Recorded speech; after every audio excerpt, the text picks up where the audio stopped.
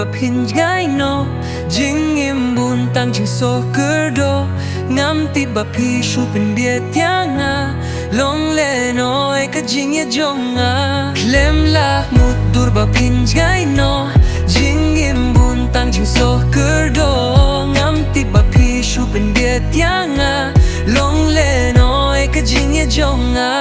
hakam yet badum ngam kwa shu banim Philippine mong ya kamun sim Jingia jong ila kilape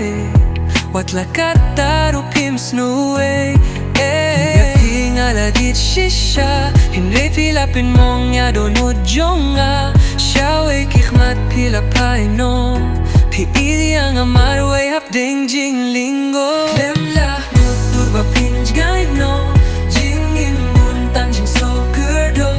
Ngam tit ba Shupin bia tianga long le no e ka jing ye jonga klem la mut dur ba pinj gai no jing im bun tang jing so kurdo ngam tit ba pi shupin bia tianga long le no e ka jing ye jonga long ba pin ne hinre mun tanga long marwe ki jing fosh nhiều ki shu long le no e